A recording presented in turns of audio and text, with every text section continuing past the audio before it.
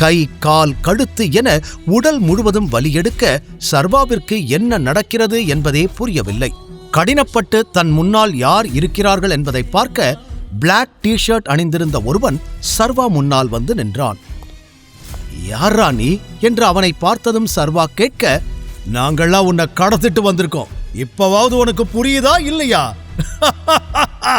என்றவன் சிரிக்க கூடவே பல சிரிப்பு சத்தமும் கேட்க அப்போதுதான் அந்த இடத்தில் இன்னும் சிலர் இருப்பதையே சர்வா கவனித்தான்.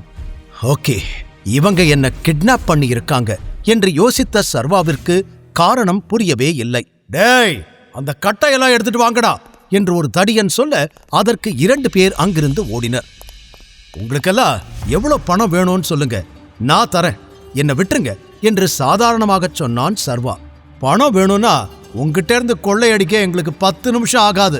உன்னை கடத்திட்டு வந்திருக்கிறது எதுக்குன்னு நினைச்ச? இனிமே நீ ஆகாஷ் சார் விஷயத்துல தலையிடவே கூடாது, அதுக்கு தான் என்று அவன் கூறியதும் சர்வா சிரித்து விட்டு, ஓஹோ, நீங்க எல்லாம் ஆகாஷ் போடுற பிஸ்கட்டை கவர நாய்களா என்று திமிராக கேட்டான். என்னடா சொன்ன என்று அவன் சட்டை காலரை பிடித்து தூக்கி அடித்த தடியன், தேவையில்லாம பேசுன, இங்கிருந்து உயிரோட போக முடியாது என்று மிரட்டினான். அதை கேட்டு சிரித்த சர்வா, நான் யாருன்னு தெரியாம என் மேல கை வச்சிட்டேன், இதுக்கப்புறம் என் உடம்புல ஒரு சின்ன கீறல் விழுந்தா கூட இந்த சென்னை முழுக்க ரத்த ஆறு ஓடும் என்று கூற அந்த தடியன் அவன் சட்டை காலரை விட்டுவிட்டு சிரிக்க ஆரம்பித்தான்.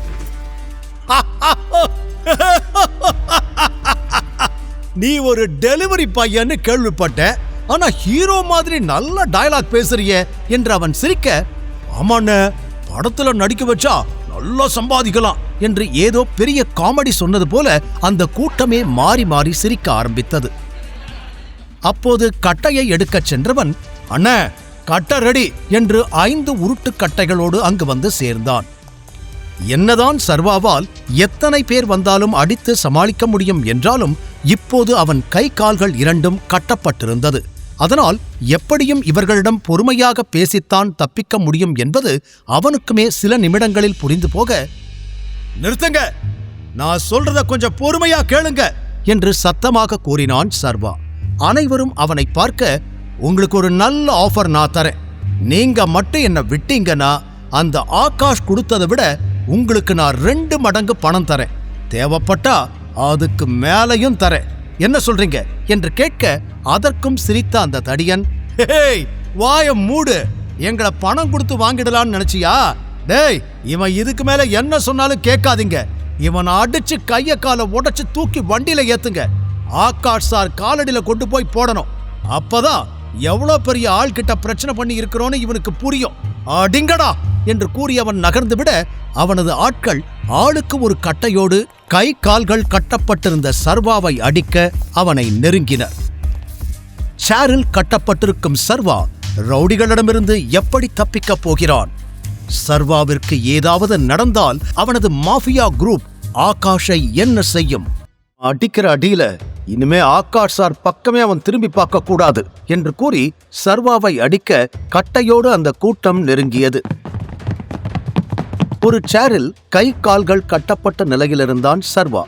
அதில் ஒருவன் சர்வாவை அடிக்க கட்டையோடு வர சட்டென காலால் ஒரு புஷ் செய்து சேரோடு கீழே விழுந்து அந்த அடி தன்மேல் படாமல் காத்து கொண்டான். அதனால் சுத்திய கட்டை சர்வா மீது படாமல் காற்றை கிழித்து கொண்டு அவனை கடந்து சென்றது.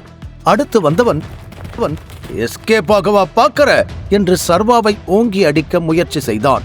இப்போது கால்களையும் கைகளையும் அசைத்த சர்வா அவனை தடுக்க முயற்சி செய்ய அவனது கட்டை சர்வா கால் கயிற்றோடு சிக்கிக் கொண்டது.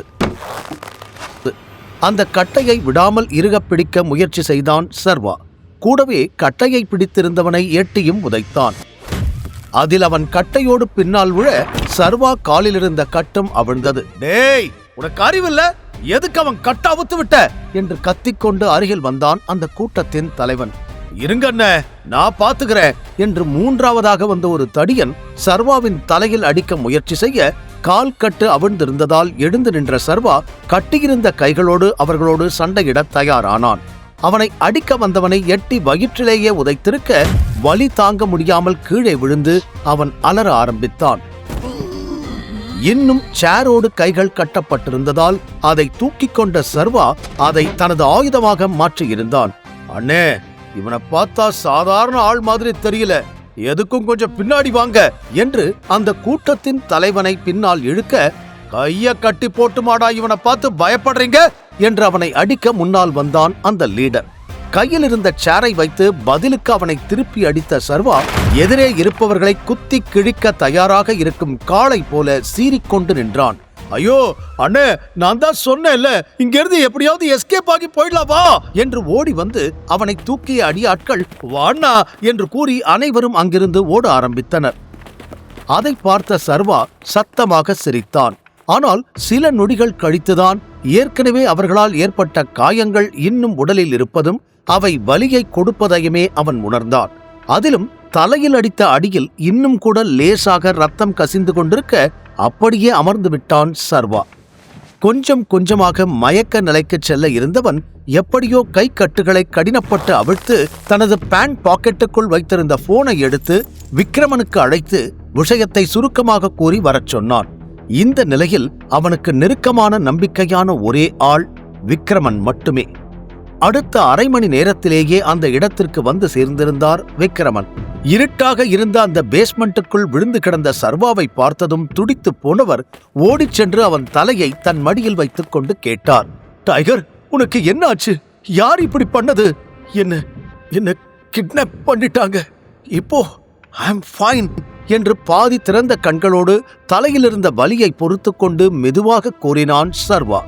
சரி ஒண்ணு இல்ல சர்வா, நான் வந்துட்டேன் இல்ல, இப்பவே நான் ஆம்புலன்ஸ்க்கு கூப்பிடுறேன் என்று கூறி போனை கையில் எடுத்தார் விக்ரமன். நோ அதெல்லாம் வேண்டாம், நான் நல்லாதான் இருக்கேன், வீட்டுக்கு போனா போதும், என்ன வீட்டுல விட்டுடுங்க என்று சர்வா பிடிவாதமாக கூற அவனை இந்த நிலையில் வீட்டிற்கு அழைத்துச் செல்ல விக்ரமனுக்கு சிறிதும் விருப்பமில்லை. டைகர், ரத்தம் வந்துகிட்டு இருக்கு, இந்த நிலைமையில வீட்டுக்கு போகணும்னு சொல்ற, சொன்ன கேளு, நம்ம ஹாஸ்பிட்டல் என்று சொல்லி முடிப்பதற்குள் நான் நல்லாதான் இருக்கேன், என்ன வீட்டுக்கு கூட்டிட்டு போங்க என்று கட்டளை இடுவது போல கூறினான் சர்வா. அதற்கு மேல் விக்ரமனால் எதுவும் பேச முடியாமல் போக மெல்ல சர்வாவை எழுப்பி தனது காரில் ஏற்றிக்கொண்டவர் அங்கிருந்து கிளம்பினார். சர்வாவின் பழைய வீட்டு வாசலில் காரை நிறுத்த இறங்கிக் கொண்டவன் வீட்டிற்குள் செல்ல போக, சர்வா, நான் நாளைக்கு காலையில உனக்கு கால் பண்ணுவேன், உன்னோட கண்டிஷன் சரியில்லைனா கண்டிப்பா ஹாஸ்பிட்டல் போய்தான் ஆகணும், அப்ப வரமாட்டேன்னு இந்த மாதிரி அடம் பிடிக்க கூடாது என்று கராராக கூறினார் விக்ரமன். அதற்கு தலையை மட்டும் ஆட்டிவிட்டு வீட்டிற்குள் சென்றான் சர்வா. இன்னும் கூட தலையில் கசிந்த ரத்தம் அப்படியே இருக்க அதைக் கண்டு மனம் துடித்தாலும் வேறு வழியில்லாமல் அங்கிருந்து கிளம்பினார் விக்ரமன்.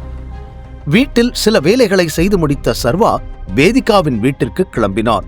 இப்போது முன் இருந்ததை விட சற்று அவன் நிலைமை நன்றாகவே மாறியிருக்க, தூங்கி எந்திரிச்சா எல்லாம் சரியா போயிடும் என்று நினைத்துக் கொண்டவன் வீட்டிற்குள் நுழைய வாசல் வரை சிரிப்பு சத்தம் கேட்டது.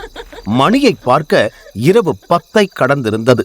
இன்னும் தூங்காம இவங்க என்ன பண்றாங்க என்று யோசனையோடு சர்வா உள்ளே வர அங்கு டைனிங் டேபிளில் அம்பிகா, குணசேகரன், வேதிகா மற்றும் பிரவீன் 4வரும் அமர்ந்து டின்னர் சாப்பிட்டுக் கொண்டிருந்தனர்.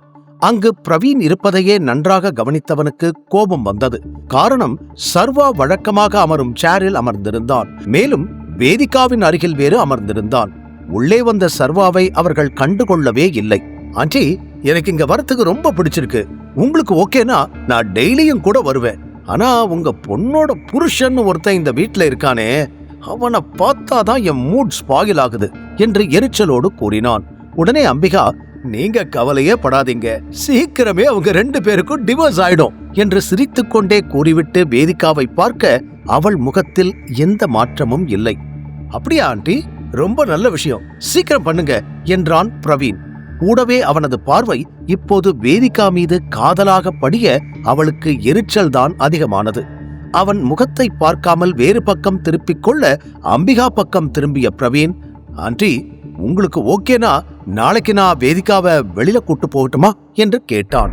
அதை கேட்டதும் அம்பிகா முகத்தில் 1000 வாட்ஸ் பல்பு எரிந்தது. கண்டிப்பா, இதெல்லாம் என்கிட்ட கேட்கணுமா, நீங்க கூட்டிட்டு போங்க என்று வேகமாக கூறி முடிக்க இவ்வளவு நேரம் அமைதியாக அவர்கள் பேசுவதை கேட்டுக்கொண்டிருந்த சர்வா குறுக்கே வந்து நின்றான். இப்பதான் பிரச்சனைய பத்தி பேசிக்கிட்டு இருந்தோம், உடனே வந்து நிக்குது என்று முணுமுணுத்துக் கொண்ட அம்பிகா சர்வாவை பார்த்ததும் முகத்தை சுளித்துக் கொண்டார். குணசேகரன் அம்பிகாவை முறைத்துவிட்டு பின் சர்வாவிடம், என்ன நீ இவ்ளோ லேட்டா வர என்று கேட்டார். அதற்கு சர்வா பதில் சொல்வதற்குள், நேத்து கூட இதே மாதிரிதான் லேட்டா வந்தான், இவ்வளவு நேரம் வெளியில என்னதான் பண்றான்னு ஒண்ணுமே புரியல என்றாள் வேதிகா.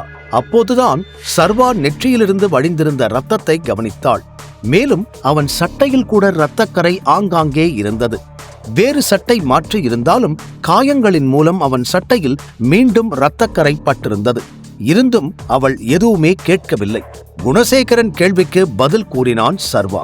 கொஞ்சம் வேலை இருந்துச்சு என்று மட்டும் கூறிவிட்டு பிரவீனை முறைத்து பார்த்தவன், முழு கதையையும் கேட்டு மகிழ பாக்கெட் FM ஏபி டவுன்லோட் செய்யுங்கள். லிங்க் டிஸ்கிரிப்ஷனில் கொடுக்கப்பட்டுள்ளது.